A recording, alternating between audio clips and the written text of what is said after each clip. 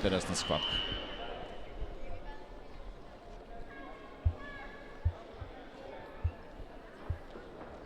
Ето, украинката много умело прихвана единия крак, след това прихвана втория, но допусна противничката да си изнесе краката назад, с който загуби вече сила на захвата.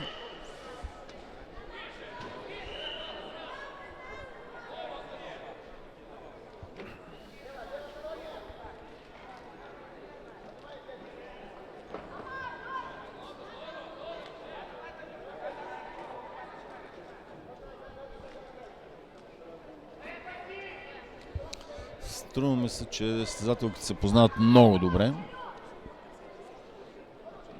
Съгласен съм, че най-вероятно Алена Колесник също е украинка. Състезателката в червено, която се състезава за Азербайджан. Алена Колесник с червеното трико, нейната опонентка Татяна Кит от Украйна с синьо. Финал в категория до 58 кг на Европейското първенство по борба за състезателки до 23 години в Русия.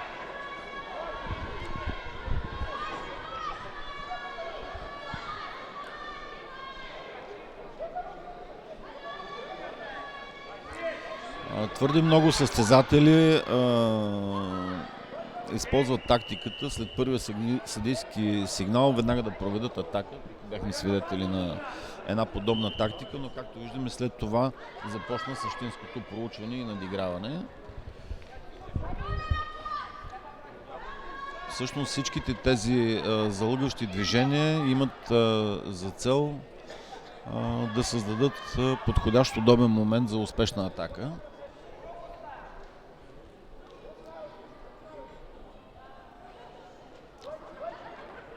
Те не са много атрактивни за широката публика, но практически за специалистите това са едни от най-напрегнатите и интересни моменти, тъй като тук е и игра на нерви.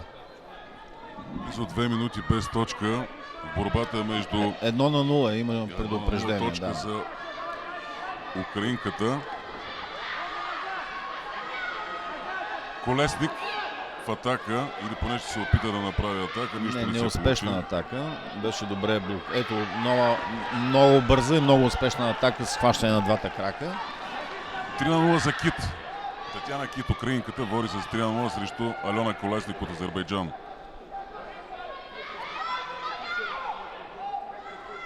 Направи опит за опаковка, но не успя. Много добре се защитила азерската състезателка.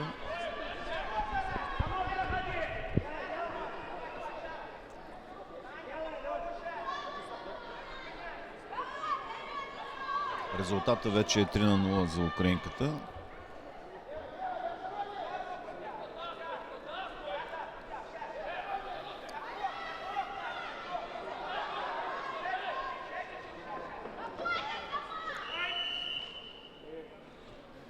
Край на първия период. До момента украинската състезателка диктува темпото и стила в схватката и съвсем закономерно води в резултата. Украинката Кит, 3 точки в нейна полза срещу 0 на Колесник от Азербайджан в финала на категория до 58 кг. Много срещи променят облика си след почивката, тъй като добрите треньори дават много правилни тактически указания и когато състезателя приема и умее да изпълнява тактически указания, много срещи се променят след почивката. Да видим сега дали ще се случи нещо такова.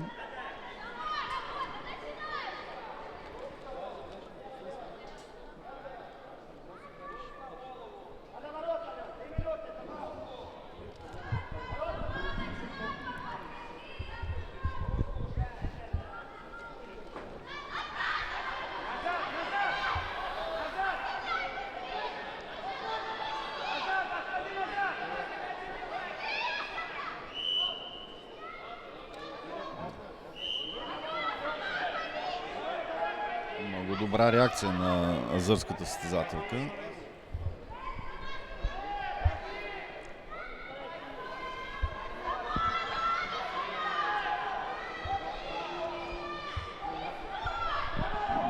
Тя няма какво да губи, тъй като времето върви, а все още отстъпва с 0 на 3 точки. Татяна Кит все още продължава да диктува ствола на борба.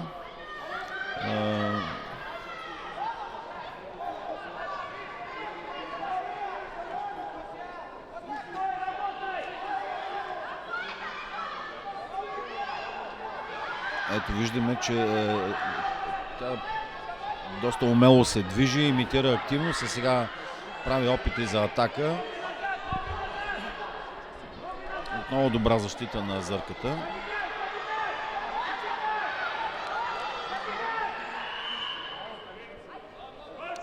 Все пак до момента не сме свидетели на нито една атака от страна на Алена Колесник от Азербайджан. Докато украинската състезателка Татяна Кит има доста атаки, от които обаче само една успешна. Ето нова атака за украинката. Изцяло тя води схватката.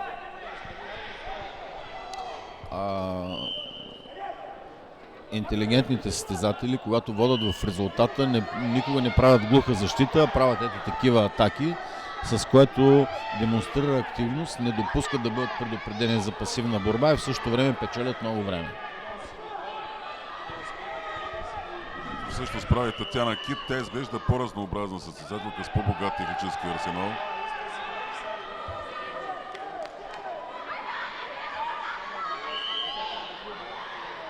Изтече и петата минута от тази финална схватка. Една мъчителна минута за треньора на украинската състезателка и за самата нея. Интересното е, че както в живота годините летят бързо и неусетно, в борбата последните секунди текат изключително бавно. Атака на Кит. Както казахте, поредна може би атака, отново имитира... Да, за мен това е тактическа активност. атака за печелене на време. Просто по този начин тя контролира съперничката си и не позволява да бъде изненадана.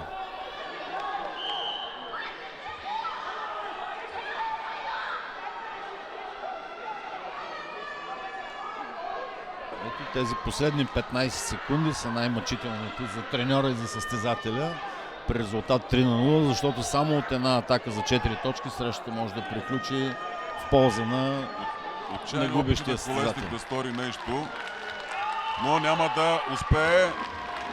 Ето... Шампионска титла за Татяна Кит. Украина. Тя победи на финала в категория до 55 кг. Представителка на Азербайджан Алена Колесник. Много тактическа среща. Много тактическа.